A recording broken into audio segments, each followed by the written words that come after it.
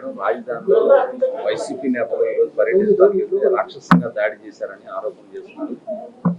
అంటే వైసీపీ వాళ్ళు అమరావతిలో పర్యటించడానికి ఫస్ట్ ఆఫ్ ఆల్ వాళ్ళకి ఎటువంటి అర్హత లేదు.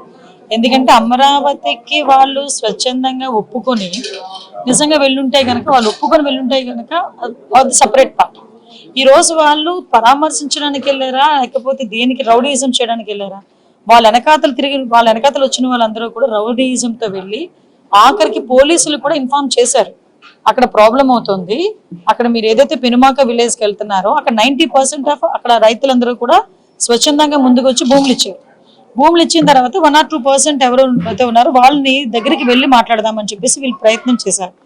దానికి గురించి చెప్పేటప్పుడు కూడా అక్కడ అమరావతి రైతులు కొంతమంది ఉన్నారు, ఈ టైంలో మీరు వెళ్ళడం మంచిది కాదు అని కూడా క్లియర్ గా చెప్పిన తర్వాత కూడా కావాలని వాళ్ళ మీద రౌడీయిజం చేయడానికి వాళ్ళు రౌడీలను ఎంటబెట్టుకుని వెళ్ళారు. అంటే రౌడీలను ఎంటబెట్టుకుని అమరావతి రైతుల మీద రౌడీయిజం చేయడానికి వెళ్ళారా? ఈరోజు వెళ్ళి తిరిగి వాళ్ళేదో రైతులేదో తప్పు చేశారన్నట్టుగా మాట్లాడడం అనేది మంచి పద్ధతి కాదు.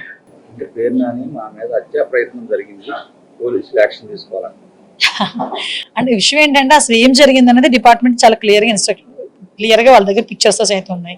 ఈ వెనకాతలు వెళ్ళిన వాళ్ళు ఎంతమంది రౌడీ షీటర్లు ఉన్నారో కూడా అందులో కూడా తెలిసింది, క్లియర్ గా ఉంది అందులోని. వాట్ ఎవర్ ఇట్, వాళ్ళు కంప్లైంట్ ఇచ్చారు కదా, ఎంక్వైరీ చేస్తాము.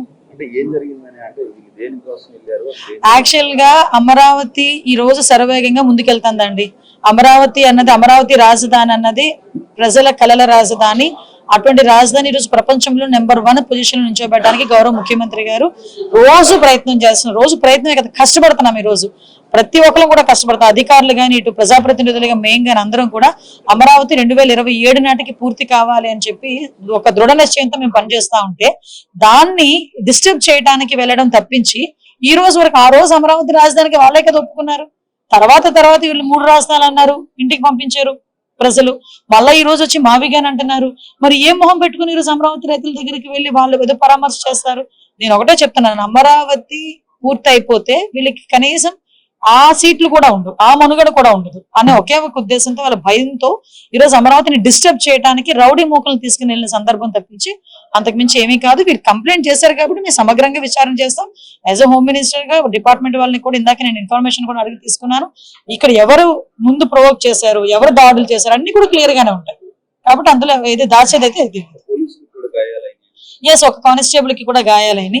అంటే వీళ్ళు ఒకరి మీద ఒకరు అంటే వీళ్ళు రెచ్చగొట్టుకునే ధోరణిలో వెళ్ళితే పరిస్థితులు ఇలాగే ఉంటున్నాయి. అక్కడ అమరావతి రైతులు కడుపు మంట అండి. ఈరోజు అదే అమరావతి గడ్డ మీద ఎంతమంది అమరావతి మహిళా రైతులు బూటి కాలు తన్నించే పరిస్థితులు ఉన్నాయి. అదే అమరావతి గడ్డ మీద రైతులు రోడ్డు మీదకి వచ్చి వాళ్ళు ధర్నాలు చేసుకుంటే ఎన్నిసార్లు లాఠీ చార్జీలు చేయలేదు?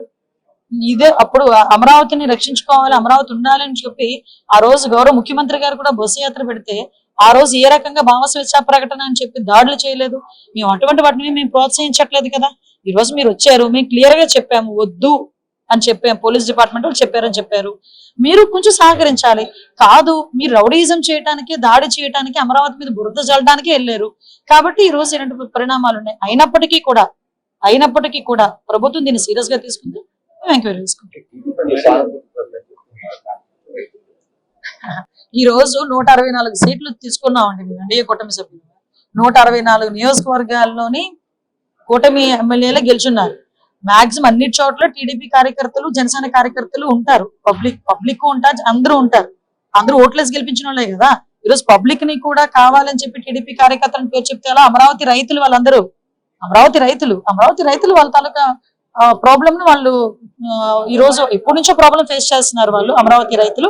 వీళ్ళ తాలూకా న్యూసెన్స్ వల్ల అమరావతి ఎట్టి పరిస్థితుల్లోని వెనకడుగు వేయకూడదు అనే తాపత్రయంతో ఉన్నారు. మీరు అందులో మీకు ఇంకా అదే చెప్పడం మర్చిపోయాను, పార్టీ ఆఫీస్ మీద దాడి చేసిన వాళ్ళు కూడా అప్పుడు తెలుగుదేశం పార్టీ ఆఫీస్ మీదకి వచ్చి రౌడీ మూకలు ఎవరైతే దాడి చేశారో వాళ్ళందరూ కూడా ఈ రోజు నేను దగ్గర వీడియోస్ కూడా ఉన్నాయి నా దగ్గర. వాళ్ళందరూ ఈ కార్ల చుట్టూ ఉన్న వాళ్ళందరూ ఇప్పుడు వెళ్ళిన ఆ బృందంలో ఉన్న వాళ్ళు. మరి అది వైఎస్ఆర్సీపీ బృందమా వైఎస్ఆర్సీపీ రౌడీ బృందమా నాకైతే అర్థం కాదు.